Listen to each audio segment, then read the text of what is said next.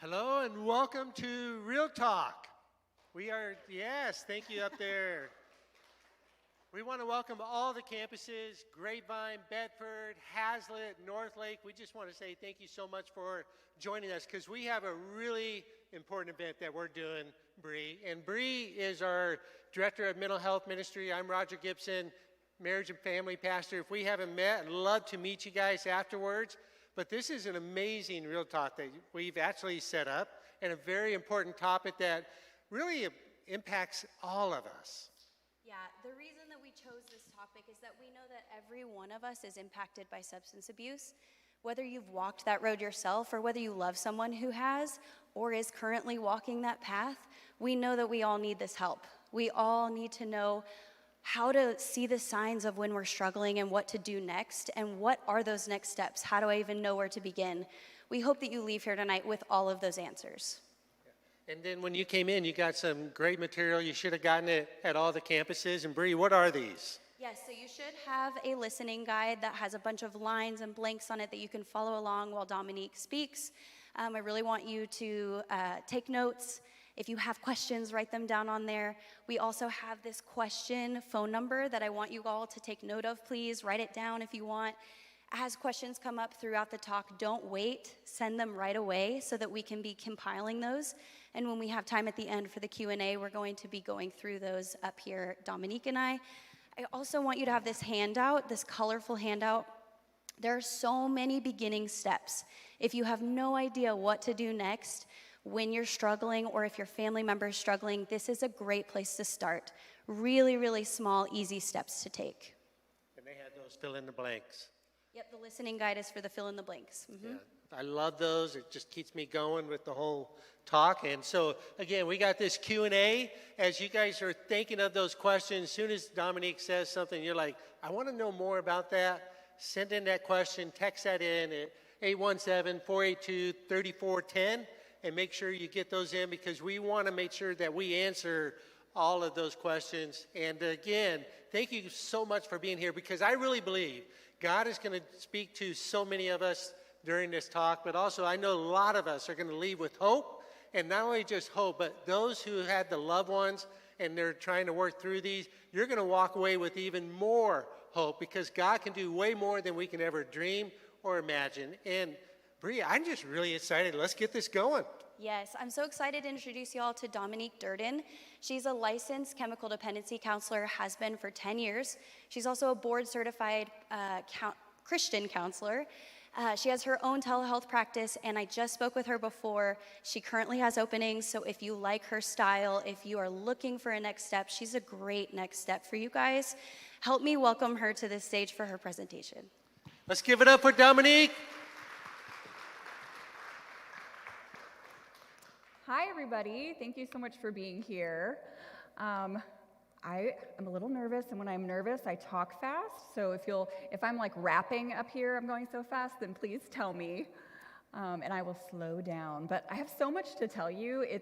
Literally, there's not enough time, even if we sat here all day, for me to explain everything about this, the ins and the outs. So think of this as kind of a brief overview. Hopefully, we can answer your questions at the end.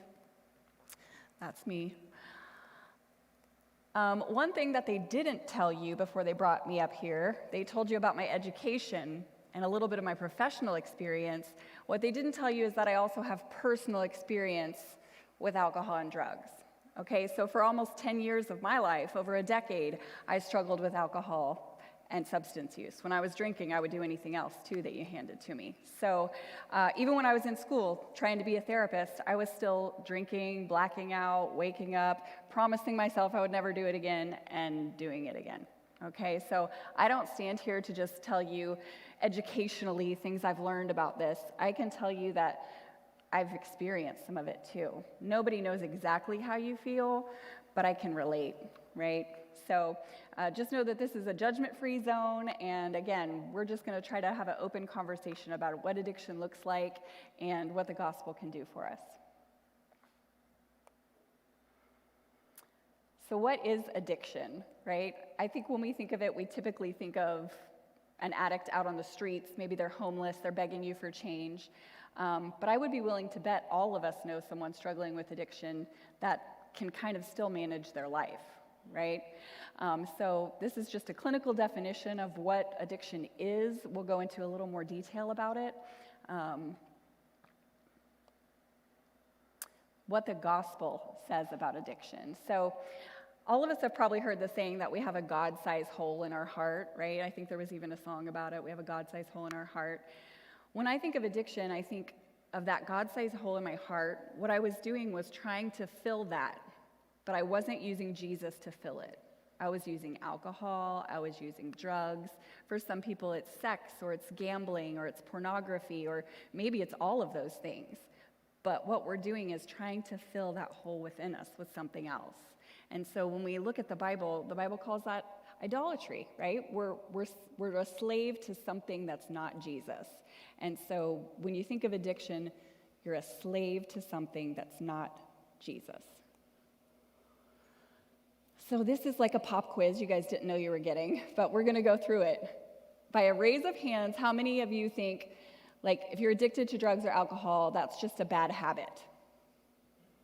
Nobody. Okay, everyone's passing so far. How many of you would say it's just like you're making bad choices? They just need to stop and make better choices? No? Okay. A lack of morality.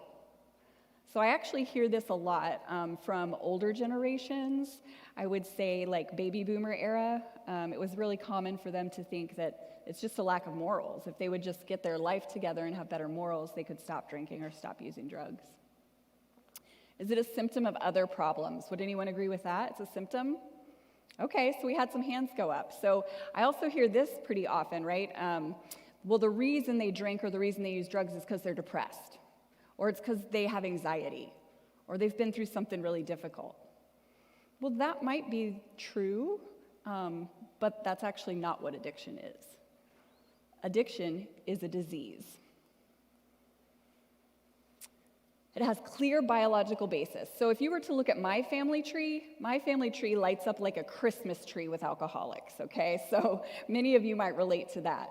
But I've had plenty of clients in my practice that they're the only one, right? They have a family tree that goes back 10 generations. No one's ever been an alcoholic or an addict except them. Okay, so it's not a one-to-one ratio that if my dad's an alcoholic, I'm going to be an alcoholic. But science has found that it does have biological indicators. It's influenced by those genetic factors, but it's also influenced by neuroadaptation, which is just a big, long, fancy word for saying it hijacks your brain, and it actually changes the chemistry in your brain. So if they were to put a typical person, a typical drinker, into like an MRI or a CAT scan, give them a drink, their brain looks one way. If they put an alcoholic in there and give them a drink, their brain lights up a completely different way. Okay, so there's real science behind this. It's not just me saying, oh, well, it's a disease. Diseases have to have 4 characteristics: primary, chronic, progressive, and fatal. And we'll talk in more detail about those. But let me first tell you that I was giving a speech very similar to this to a family day at a rehab center, right? So it's all their kids are in rehab, grown kids, but they're all in rehab, and the parents come to learn about the disease, right? To learn about their child and what their child's going through. And I'm doing this part where I'm saying, no, addiction is a disease. And there is a man in the back, and he's just fuming. I mean, he's bright red. He's like chewing on his lip. He looks so angry. And I notice him, and I'm like, do you want to say something? And he says, that's a cop-out. That's a cop-out. If it's a disease, they're not responsible then. They don't have to, have consequences for what they've done. And I want you to hear from me, that's not true. I'm not saying that because it's a disease, they haven't hurt you, or they haven't made bad decisions, or they don't deserve consequences. All I'm telling you is that sometimes when it gets to this progression, they're not making a choice anymore. They're not making a choice to pick up that drink. The choice was made long ago, and now it's just a part of the cycle and the system that they're stuck in. But I hear you guys. It's not a cop-out, okay? They should still have consequences for the things that they've done. This is the fancy breakdown of why it's a disease, okay? But let me just tell you kind of in layman's terms. So it's primary. Addiction is primary. That means it's the number one problem. If I don't deal with the addiction, I can't fix anything else in that person's life. Okay, so maybe the person does have depression or anxiety, but I can't deal with those things until I get them sober. Okay, and this works relationally too. Most addicts are terrible at relationships. You guys probably know that. Well, is going to marriage counseling going to be helpful for an alcoholic? No, not until he gets sober, right? So we have to treat the disease first. It's primary. It's the number one problem. There's probably lots of other problems, but that's the number one problem. Secondly, it's chronic. So this just means it's not going to go away by itself, okay? If someone is an alcoholic, they might be able to white knuckle it for a while, they might be able to, hop on the wagon, but without treatment and continued treatment, they're not going to be able to abstain. It's a chronic illness. Think of it like diabetes. Once you get diabetes, you just have diabetes forever, right? It's not something that goes away. Progressive. The disease gets worse over time. Think of this like our sin, okay? I don't know how many of you have tried to keep like a little secret sin, but that sucker grows like a puppy, okay? It's little and cute at first, but then it's huge and it's biting people. That's what addiction is, okay? It's a snowball effect. It gets progressively worse, meaning they're using more substances. Maybe they used to drink a 6-pack a day and now they're drinking a case of beer a day. But it also increases in frequency. So I just use on the weekends. Well, now I just use at night. Well, now I have to use in the morning before I go to work. It's increasing. It's growing and growing and growing. And I'd like to point out that the consequences increase also. So maybe at first it was like, oh, I got detention at school because I got caught smoking weed in the bathroom. We'll give that a year without, any treatment or any consequences. It's going to look like getting arrested, or it's going to look like getting kicked out of school. So not only is the disease increasing, the consequences are increasing if it's left untreated also. Potentially fatal. This is a hard pill for us to swallow, I think. But, in the 10 years that I've been doing this, I haven't known an addict that's like 80 years old. I've met some 50 and 60-year-olds. Typically, they have some sobriety, and then they're, kind of back and forth, or maybe they didn't start until later in life. But man, it's not good for you, right? And if the disease itself doesn't kill you, you might wind up in prison. You might wind up with HIV or Hep C. See that a lot too. Maybe cirrhosis of the liver. Maybe a car accident because you were drunk driving. So I think we can all agree it's definitely potentially fatal.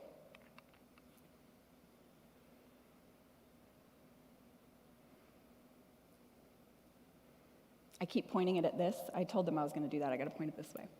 This is just a breakdown again. So we're going to compare diabetes and addiction. Okay, so a diabetic, the organ is the pancreas. It stops working correctly.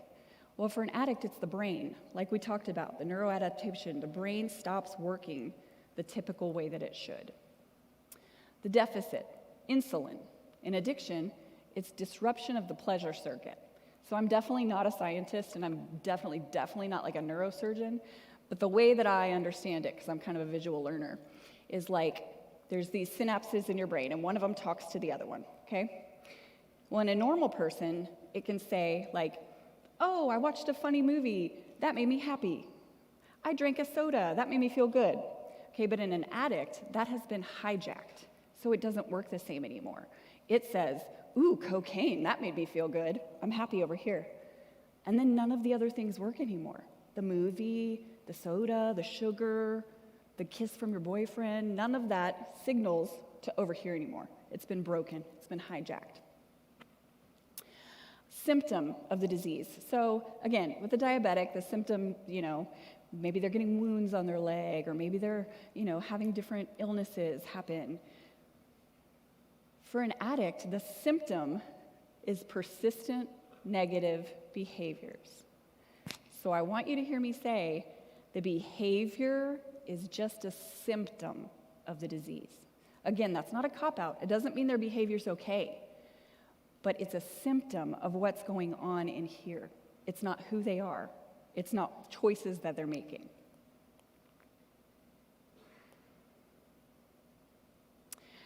So in the 80s, which if you're me, that feels like that wasn't that long ago, they just started to talk about how addiction is a family disease. And they came up with this term, codependency, because they were studying the effects of alcoholism and addiction on families. Okay, so we've come to understand since then that it really is a family disease, that if one person in the family is sick, it affects the whole family.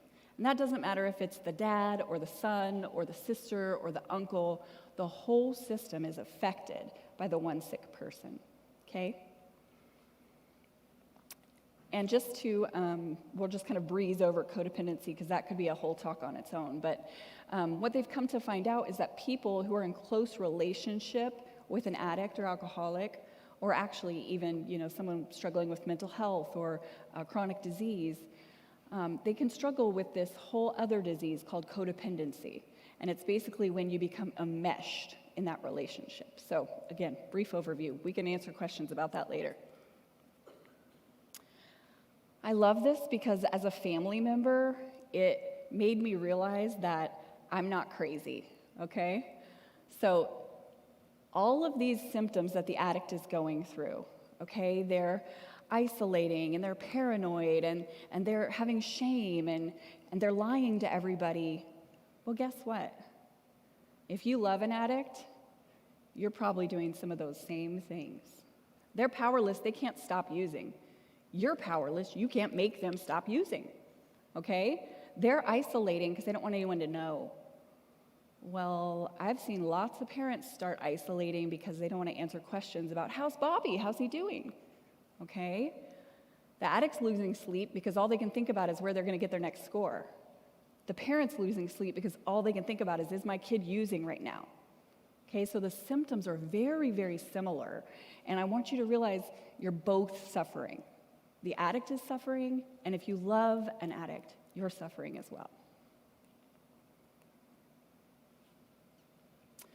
So what does the Bible say about this? We're at a church, right? We need to see what God says about all of this. Well, it's complicated because it's a sin, right? The Bible says to be sober-minded. So getting high is a sin, right? Okay, but it's a disease. Yes, it's both. It's both. Sin is always a choice at first. Okay, the Bible says that God will never tempt us without giving us a way out. And I believe that's true at first. Okay? When you first pick up the drink, it's true. When someone comes to you and says, hey, do you want to try one of these pills? It's a choice. But I can't tell you how many people I've met that have been suffering in the depths of addiction for years that said, I was hooked the first time I took it.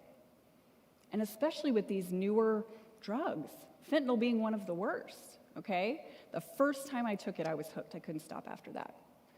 Okay, so yes, it's a choice until it hijacks your brain, and then it's not a choice anymore. I also want to reiterate that addiction does not change your status as a Christian. So for me, I was saved around 13. I wasn't walking with the Lord, but I was saved. Okay, so I was in the depths of using and running my life into the ground, but I was still a Christian. I was still saved, okay? So you can be both. Just because your sin might be big and ugly and in everyone's face because you can't stay sober, the Lord still loves you and is still with you, and that does not change your status at all in His eyes. He wants better for you. He can help you, but it doesn't change your status. I just pulled some verses, again, to kind of reiterate that, right? Nothing can separate you from the love of God. Not crack cocaine, not alcohol, not a gambling problem that's spent your whole retirement, nothing.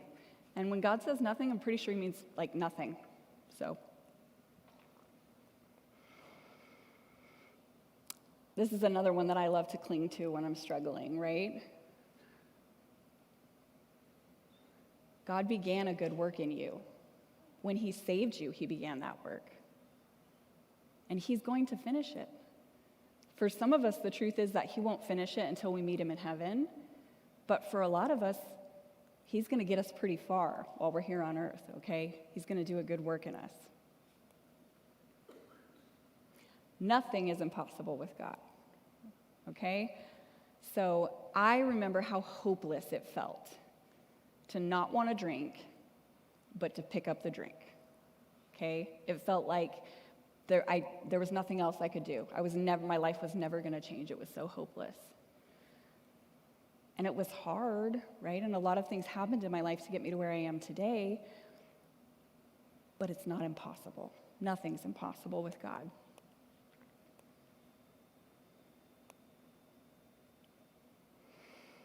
I hear this said a lot, and I think it can be discouraging if you're the addict, that relapse is a part of recovery. Well, that's like telling me this isn't going to work anyways. Why am I doing it? Okay? So I don't want you to hear that. What I want you to hear is it's very rare for recovery to stick the first time. And that doesn't mean recovery like going to treatment and doing the whole shebang. That means I'm laying in bed and I'm sick and I say I'm not going to drink again. Well, if I could just make that choice, I wouldn't really be an addict, right? So this is saying that when you say you're not going to drink again and you do it, and you say you're not going to drink again and you do it, that's the relapse is a part of recovery, okay? I've known plenty of people that one and done, okay? And I mean one real actual trying to get sober and done. Not I'm going to make my parents happy or I'm doing this because if not I'm going to lose my job, but I'm actually done and I want help and I want to get clean and never have a relapse, okay? It's a hard program, but it's definitely possible. And I want you to hear that I'm just talking about typical recovery, okay? Because do I believe that God can miraculously heal any one of us? Absolutely. Absolutely. And I love those stories. Those are actually like, give me the goosebumps, right? Like, well, I don't know. I just went under the water. When I came up, I didn't want to drink anymore. Praise God, right? He can do that. For most of us, it looks like a daily walk with the Lord to stay clean. Different types of recovery, right? So, and not all of them are up there. Really, all I wanted to say about this is recovery can look different for everybody. For some people, they need it all, right? They need detox, they need 6 months of inpatient, they need outpatient, they need sober living, they need it all. For some people, they go to AA once a week, and that's enough. And that doesn't mean that one was worse than the other. It's just the way the Lord chooses to work. And I think that AA and NA, Al-Anon, all these groups get kind of a bad rap, right? Because they're not Christian. Well, I don't know about you guys, but when I'm like need to go to the ER, I'm not like Googling, is the surgeon a Christian, right? I'm just going to get help. And so I think of these meetings kind of the same way. Yes, you need to know that your higher power is Jesus Christ. You can't say your higher power is the stars or Mother Earth like some people in those meetings do. But the meetings can still be really helpful for you. Just because they're more worldly doesn't mean that they can't be helpful. But also, there are some wacky meetings, okay? Just like there's some wacky churches, and there's some wacky schools, and there's some wacky grocery stores. Just because you go to one bad one doesn't mean you need to stop trying. Okay, there's also some really great meetings out there that are full of Christians that still just call themselves AA. Okay, so don't get discouraged if you go to one meeting and think, whoop, that wasn't for me. That made me want to drink worse. I can't tell you how many times I've heard that. I went to a meeting and I had to go get a beer right after. It was terrible. I'm like, that's probably true. Maybe try a different meeting.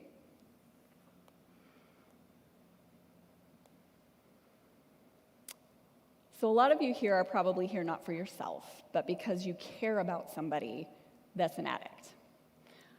I can't think of a single person that I know personally that doesn't know someone or love someone that struggles with this. Okay, it's everywhere. It's super common.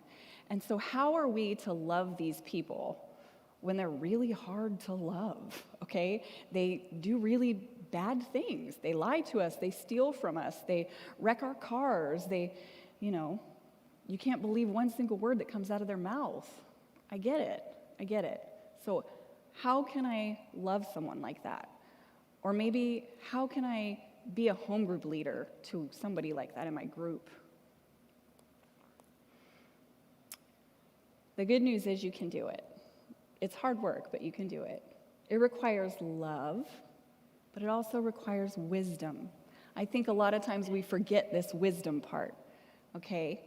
Because we can think of all these Bible verses that tell us to love one another and love your brother as yourself and lay down. We can all think of these verses. But I want to encourage you that there's also a lot of verses about being wise, okay? So I can show love and compassion to somebody without handing them a $20 bill when I know they're going to go buy dope with it. Okay, so we have to be wise. What does that look like?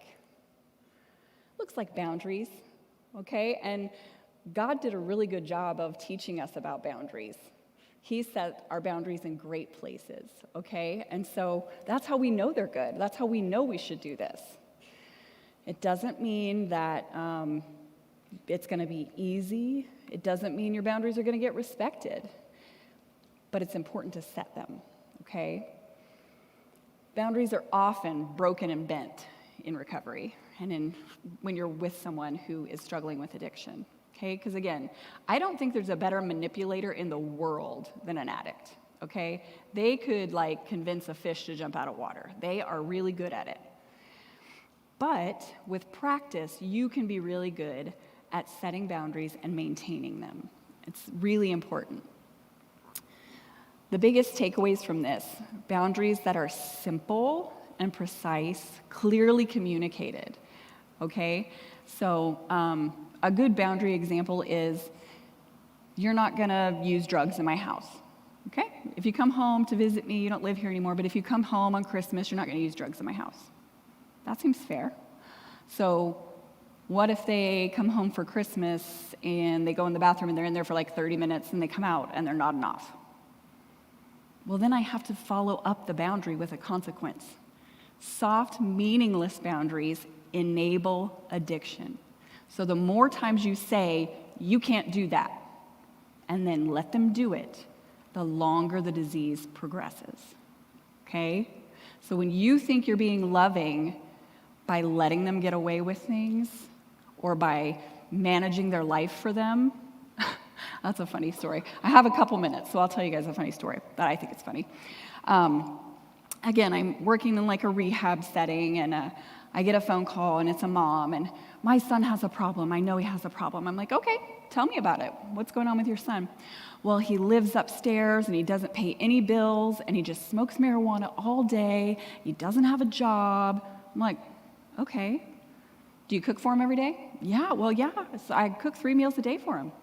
Does he have a cell phone? Yeah. No, he has a cell phone. I have to pay for it. Does he have a car? Yes, he has a car. I pay for that too. I said, I don't think he has a problem. He sounds like he's got it pretty good, if we're being honest, okay? You have the problem. Your problem is you have a son living upstairs, and you're enabling him. Now, she didn't want to hear that, okay? And we got through it, and we got both of them in treatment eventually, but I think that's true for so many of us. We think it's their problem, when really we're kind of owning some of that by enabling them or letting them get away with things that we said we wouldn't, okay? So boundaries. Saying no is sometimes the most loving thing to do. And another word of advice that I give to family members is, no can be a complete sentence. Mom, can I have $20? No. You don't have to say why. You don't have to remind them that you gave them $20 yesterday. None of that. Just no. And if they want to fight and argue about it, you don't have to engage. Which leads us into detachment. Okay, so detachment just means I'm emotionally separating myself from someone else. This is what codependents struggle to do and often need help to do.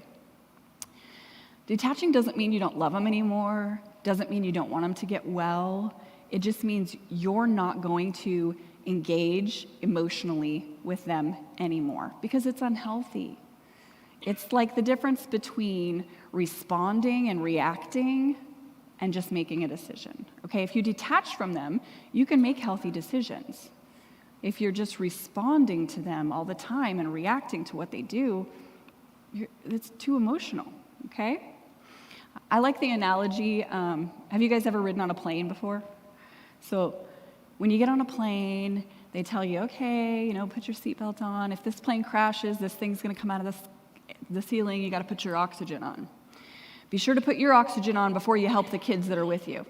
And as a first-time mom, I was like, no, I'm saving my baby, right? I'm putting the mask on the baby. Well, it was explained to me, you will pass out so fast that you can't help the baby. Okay, so you have to put yours on first. That's what boundaries and detachment is. You have to take care of yourself first if you want to be of any use to this person that you love. It's not selfish, it's necessary. The same if you're in ministry. If you're in a ministry role that you meet addicts, and hopefully all of you are, okay? Because I hate to tell you this, but like I said, they're everywhere. So even if it's at your job or if it's on the street corner or it's in your kids' PTA group, there's probably one there, okay? The best advice I can give you is love the person where they are. Build a relationship with that person. That's how you're gonna share the gospel with them. That's how you're gonna get to open their eyes to whatever it might be, okay? Telling them platitudes or shooting them a Bible verse that is convicting about drugs and alcohol is usually not helpful. Again, God can do whatever he wants, but where I have seen the most success is building a relationship with that person, not judging them, and then speaking truth to them. Compassion and wisdom, right? The law. It's there for a reason. Find your own support. Love the person, hate the disease, okay? I hate alcoholism, I hate addiction. I have seen what it can do to people. Way too many people that I love and care about. But I still love the people, even the ones that are still out there. I love them. I hate what they're doing. I hate what this has done to them, but I still love them. And this comes from the big book of Alcoholics Anonymous. I didn't cause it. Okay, I feel like as parents, you need to hear that. You didn't cause it. You can't control it. You've probably tried. Probably tried to lock them in their room or lock down their bank account or whatever you can do. Like I said, they're gonna find it if they want to. And you can't cure it. They're gonna have this for the rest of their lives. They can be healthy, functioning members of society, and God willing, never drink again. But you personally can't cure it.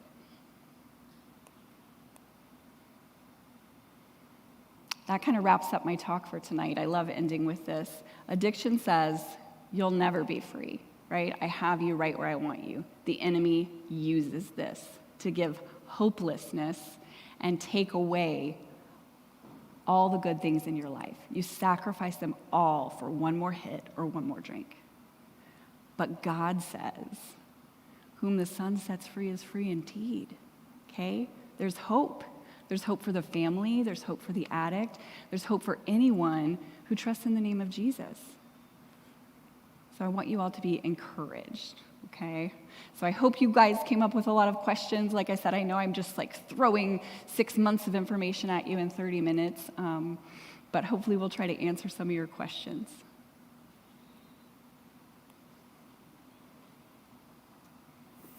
Guys, let's thank Dominique for her expertise. Thank you.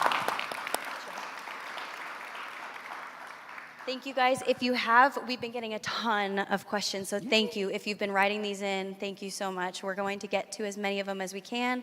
If other questions come up while we're talking, please don't hesitate to send in more questions. We have that number here for you again, 817-482-3410. So we're going to jump right in and get to as many questions as we can.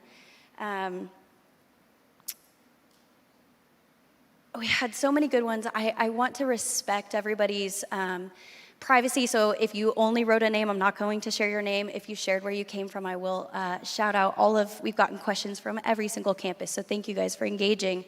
Our first question, what's the difference between functional addiction and unhealthy coping mechanisms? How do I know what's what? Yeah.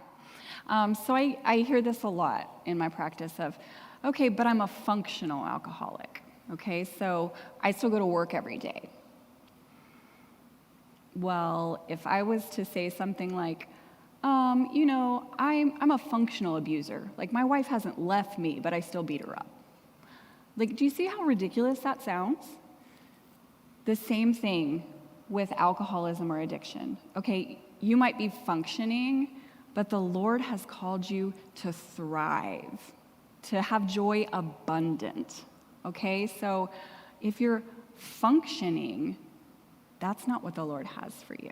And I would say, if you're even thinking, like, okay, well, I'm probably functioning, like, if that thought has crossed your mind about yourself or about your loved one, there's probably a problem. We typically don't start asking these questions until we already know that something is wrong. That's such a good answer. Such a good point. Can you help us better understand addiction as a disease?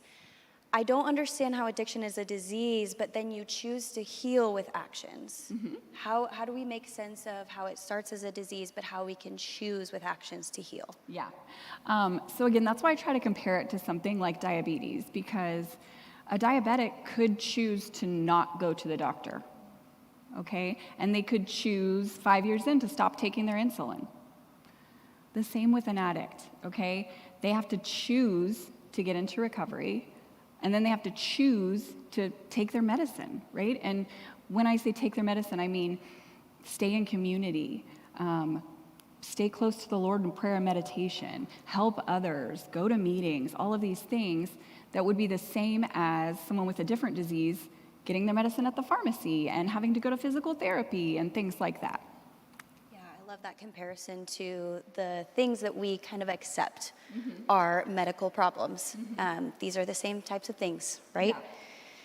Yeah. How do you know if you're enabling? What if I think one of my family members is enabling another one of my family members, but they don't see it as enabling? How do I help navigate? So difficult. A lot of times this comes up with dad and mom, okay? And I can talk bad about moms because I'm a mom. We're enablers. Usually dad is pretty good at putting his foot down and saying, like, no, we're not putting up with that. And us moms go, oh, but it's my baby, right? So there's a lot of this. And I would just encourage whoever it is that says, oh, that's enabling, I can see it. Have an honest, compassionate conversation with that person. You know, what I see you doing, I don't think it's helpful. Let's try something else.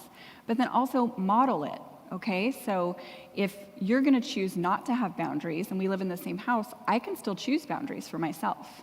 So model that behavior, because once she starts seeing like, oh, well, that's kind of working, it's a little more appealing. I love that. That's great. What are some safeguards against transferring addictions? So I think what they're talking about is I've dealt with this addiction and then really I'm just sort of moving that over to another thing. Absolutely, and this is another super common thing, right? So with men most commonly recently in years, what I've seen is they get addicted to the gym. It's healthy, right? It's fine if I spend 4 hours a day at the gym and I spend all my money on supplements and I only eat fried or baked chicken every day or whatever it is.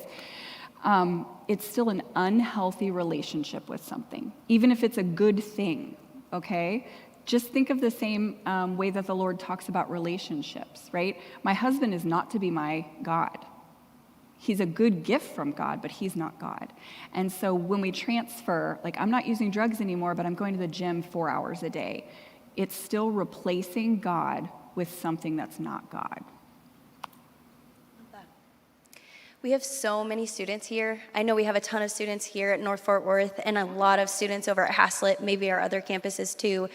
So as a teen, how do I deal with a parent who is struggling with substance abuse right now in my home? Yeah, gosh, this is so difficult, right? What I would say is don't let it be a secret. Okay, I think we feel so much loyalty to our families, especially to our parents, that we don't want to, kind of rat them out or tell people. And I would just say you don't have to tell specifics, okay, if that's the way you feel, but make sure that your community around you knows that home is hard for you and that your relationship with your parents is difficult. You can say all of those things without saying details about what your parents are doing. but to make sure that you have healthy community support around you that you're not going to be able to get at home. I would say that's number one. The fact that you're in church and that you're seeking the Lord, you're already leaps and bounds ahead of most people that have alcoholism or addiction in their home growing up, okay? And, I tell this to my kids already that are 10 and 12, like, you're probably going to need therapy. You're probably going to need therapy. And I'm not just saying that because I'm a therapist, but no one escapes childhood unscathed, okay? So just kind of recognize that, like, man, my parents are sick, and one day when I'm ready, I'm going to need a little help figuring this whole thing out and talking about all the things that have happened or not happened because of that life circumstance. So maybe just get ahead of it and go ahead and start asking for help now to deal with these things before you start experimenting with drugs and alcohol. So continuing with this thread, and we can apply it to teens and to adults, what are some boundary scripts? What are some ways we can just begin to start setting boundaries, and what does that sound like in our everyday relationships? Absolutely. So an easy one for me is time management, right? Because everybody knows what time looks like. We all use the same clocks. So just as a simple example, if we're supposed to meet for lunch at 12 and you're not there at 12:15, I'm going to order my food. Okay, so that sounds silly, but that's literally a boundary. Okay, that's not something that I had to tell you before I invited you to lunch. It's just a way that I care for myself. So it can start as simple as that. With kids, it's like you have a curfew. If you're not home by midnight, the door's locked. And I know a lot of parents, I don't want them to sleep outside or whatever. Don't make a boundary that you can't keep, okay? So don't tell them you're going to lock them out and then not do it. Another script might be something like, as a parent, hey, I think that we're going to change some of the rules. I think that I haven't done a good job of setting boundaries with you, and I want to change that. Okay, our kids respect it when we own that we've screwed it up, okay? So, before I was kind of letting you get away with some things, and I've decided we're going to tighten the ship up a little bit, okay? So from now on, you can't have your door closed in your room. And if you do, we're going to take the door off the hinges, okay? So owning that maybe the boundary is changing or that there was no boundary before and having a conversation about it. I also encourage people that boundaries can change, okay? We think of a boundary as like the Great Wall of China. It's not, okay? I'm gonna have a different boundary with someone in active addiction versus when they're in recovery, okay? I can loosen up a little bit when they're respecting me and showing me that they can honor my boundaries. Those are awesome, great starters.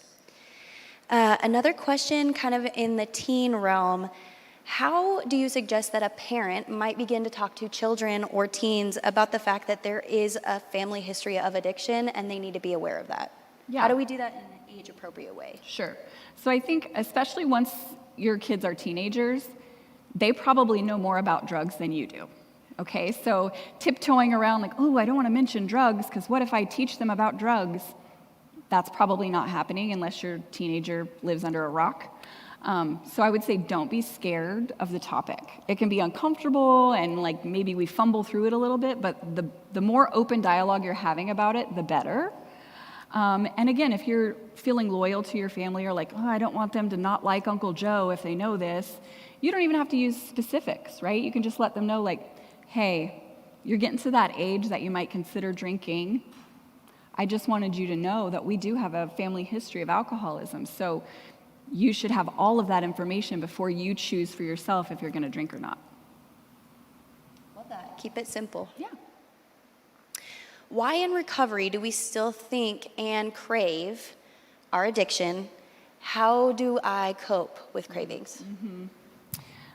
So the first part of that question, I would say because we live in a fallen, broken world, okay? There are so many examples in the Bible of men and women that God did not heal completely. He healed them, but they still had scars. They still had a limp. They still had wounds, okay? And so if you're feeling that way, like, well, he's kind of healed me, but I still have this craving, yeah. And that might be with you until you meet Jesus. And I hate that for you, but it can bring you closer to the Lord. It can, because it makes you rely on him every single day. And for people who don't struggle with addiction, we can get a little caught up thinking we've got it together, okay? So when you feel that that's the thorn in your side, that craving and that still desiring, let it point you to the Lord instead of pointing you back to where he brought you out of. And the second part of the question was, how do I cope with those cravings? Different things work for different people. The main thing is be in community. Have someone in your life that you can share. I had a craving today. I had a using dream last night. Somebody that can come beside you and say, man, I hate that for you. Let's pray. Let's pray about that. Let me lift you up to the Lord and ask him to take that away from you. And if you're somewhere that you can't have that conversation, I know a lot of people put on worship music or whatever their type of music is, or go for a run, or I think you gave them a whole list of different coping things that they could do. But even if you can Google coping mechanisms and AI will generate like 50 for you. So find something that works for you. Number one, don't isolate. Tell somebody how you're feeling. What do I do if I have a friend who's struggling with an addiction that I have already fought? I would say you are the perfect friend for them, okay? So when God says be in this world but not of this world, to me that tells me I can be around people who are using because I can minister to them. But that doesn't mean I'm going to go to the trap house with them. It doesn't mean I'm going to sit at the bar for 6 hours with them, okay? So if your friend is in the depths of that, you can still love them and minister to them without letting them kind of influence you back down. But you're the perfect person to speak truth to them because you've been through it, okay? So again, love them, but use wisdom. You touched on codependency, and as you said, it could be a whole talk of its own. But a really helpful question, can codependency be an addiction of itself? 100%. So I define codependency, there's like a bunch of definitions, but the way I define codependency is it's the addiction to people. Okay, so I'm addicted to this person. And when they're happy, I'm happy. And when they're sad, I'm sad. And when they're out worrying, doing something and not answering their phone, I'm a lunatic. Okay? So that's really what codependency is. It's an addiction to people or to that person. Are the strategies for addressing that kind of addiction similar, different? Yeah. How would you suggest just even beginning to take a step of awareness for that? The same, okay? So the same way we say like the 12 steps work for everything, like it doesn't matter if it's crack cocaine or fentanyl or alcohol or porn, it works for people too. So all this time I've been saying, oh, well, just don't use alcohol or set boundaries around alcohol. You would just plug people into that. Or for me, I would plug like a specific name into that. Okay, so it would look the same as I'm gonna go to Celebrate Recovery and I'm gonna tell them, yeah, I have a problem. It's with people.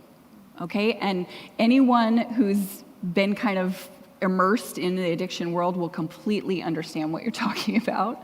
And the same way that there's groups for addicts, there's groups for codependency. And there's books for alcoholism that can give you wisdom, and there's books for codependency. And so recognizing like, oh, I think this is me would be the first step. Getting in community or telling other people and asking for help would be the second step. And then continually working on that, realizing like it's probably not just this one person in my life, and it's probably not just this one relationship. It's probably something I'm gonna have to work on for a while. Coming back to the boundary conversation, when struggling with black and white thinking, some all or nothing extremes, this person is struggling with setting boundaries that don't initially go to the extreme, and having that ultimate consequence being the boundary. Do you have any suggestions or advice for how do we take smaller steps to live in the gray before we maybe do get to that ultimate consequence, but some steps before there? For sure.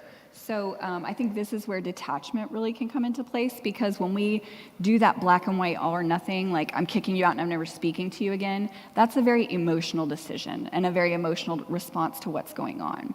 So if you can Try to get a little time and space between you and that person or between you and that conversation and seek wisdom, right? Be praying and asking the Lord what the boundaries should be. Be putting yourself in wise counsel of other people, of parents that have gone through this. What kind of boundaries did you set? What worked for you?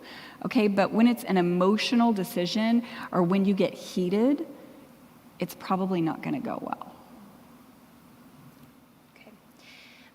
Y'all, we have so many questions. I'm so grateful for you guys writing in. I'm going to wrap up with one last question, and then we're going to do a couple of other things before we release you tonight. This last question, I think, is such an honest and vulnerable question, and I love that someone chose to write this. If I'm an addict and I want to stop, what is just one step that I can take tonight? Because I don't want to do this anymore. 100%. I agree with you. Thank you so much for being brave enough to say that. Find one person tonight that works at the church or that you trust and tell them that same thing. Nobody escapes addiction alone. Nobody. Okay? The opposite of addiction isn't sobriety, it isn't recovery, it's connection. Okay, so if no one knows you're struggling, or if you're hiding it, or if you're faking it really well, which honestly you're probably not, people probably know, you have to surrender that to the Lord and ask for help. And so I would just encourage you tonight, if you're feeling that ping of conviction and sending a question like this, like, find one of us. We would love nothing more than to get you plugged in and to pray over you and to connect you to other people that can help. And on that note, we have our ministry here set up in such a way that we want to be the next step for you. We've given you so many different options on the sheets that we've handed out to you, but our mental health ministry with the advocates that we have at each one of our campuses tonight, that is our job, that's our role. So please, at the end of tonight, we will have advocates at the front of every campus, no matter where you are. Please come up and talk to us. There will be lots of people coming and asking random questions, so it won't shine a light on you that you are struggling tonight, but more than anything, don't leave tonight still struggling and being alone. Like Dominique said, all of the sin and all of the pain that you're struggling with, that is bred and grown in isolation. So bring that into the light. Let us in. Let us help you and support you through that. We really want to do that. Again, I do want to bring your attention to that handout, that colorful sheet that you have. There are so many resources on there. There are the 3 Ds to coping with a craving. One of your questions addressed that. Please look into that. There are lots of podcasts and even book recommendations. If you need one little step and you just don't want to overcommit, listen to a podcast. Put it in your car when you're driving home, when you're going to work tomorrow. There are lots of easy little tiny steps. On the back of that sheet, there's a green box that has the information on how to get connected with one of our advocates. You don't have to attend our church to get in touch with an advocate. We want to help anyone and everyone who wants help. Just scan that QR code and we will get you connected. It's anonymous if you want it to be. We just want to give you a low pressure way to seek help. And we want to be the gap or bridge the gap for you between I don't really know what to do and one next step. And then I'm going to turn it over to Roger. He's going to give us a little more information about some of the additional recovery referrals we have. Yes. Hey, let's give it up for Dominique. And by the way, you're going to be hanging out a little bit afterwards? I got plenty Hey, of time. free No counseling right here. You guys can go right up and talk to her. So, hey, I want to ask Ernie to come on up and join us. And one of the things that Dominique just really shared was isolation. Is we don't want to see anyone here leave without that opportunity to connect with someone here at the church. And this is really the guy that I would love for you to connect with, because Ernie directs our Celebrate Recovery ministry here at Fellowship of the Parks Church. And Ernie, give us a quick overview of what Celebrate Recovery is. Thank you, Dominique, for all this information. We actually meet on Tuesdays, so I'm really excited to see so many people here tonight. So we meet at 7 o'clock on Tuesdays in the building next door. And we are a support group, just like AA and NA, some of the other support groups that Dominique mentioned, but we are Christ-based. We're a Christ-centered recovery group. And it's not just for addiction, it's for any, what we call it is life's hurts, habits, and hang-ups. So it could be addictions, it could be just struggling with forgiveness or anger or anything like that. But I totally agree with the community. Like the addiction that I struggled with was not a chemical-based addiction, and the very first time I was able to confess some of those secrets that I was hiding really took the power away from that addiction. And then making recovery an important part of my life each week keeps giving me that outlet where I can talk to people, and it's quite amazing. So I encourage all of you, whether you're struggling with addiction or any other issue, which I think is every person in the world, come see us on Tuesdays. We do have CR at this campus, but they also have it at the Justin campus. They meet on Mondays at 7, and we're on Tuesdays at 7, so right next door. Now, what can they expect when they attend CR? Yeah, so the first hour, we will usually have about 30 minutes of either a lesson or a testimony. Those are leaders that teach those, so we're not going to drag you up in front of the room and tell you to tell us all your dirty secrets. And then at the second hour, we start the meeting with some worship music, and then we have a lesson and a testimony. And then at the hour mark, we go into small groups. We break up into small groups based on life, on gender and life issue. And that can take, depending on how many people are there, it could take, 30 minutes to an hour to finish that up. But that's where the recovery really happens, when you're able to sit down with other people, talk about how your week went, talk about what you're struggling with, offer some prayer requests and pray for each other, and that's basically how the meeting goes. Now, did they get an accountability partner? Is that how it works as well? Or? You can. So I would encourage you to make connections with the people who are there, get their number. You can check in with them throughout the week. The more you stay in contact, just like Dominique was saying, the more that you carry your burdens with other people and also carry theirs, it just helps tremendously. So yeah, you will find accountability. You can find a sponsor to help you walk through the 12 steps. So yeah, definitely. That's great. And one of the things I just really want to close out with and encourage is the number one place to really be in these times is at the church. And what I love about Fellowship at the Parks is we're a church that is so loving as we come here every single day, as we get to meet people of all walks of life, struggling with so many things. But the greatest thing that I love is there's no shame. There's no judgment. Is we want to love you. We want to help you. We want to give you hope, because we want to get you on the path, because we know that God has a plan for you. We know that God's plan for you is a great plan. It's not to harm you, but it's something that He has in store for you. And our hope and our prayer for you is that you step on that path. Today could be that day that you step forward and talk to someone. Share that with someone.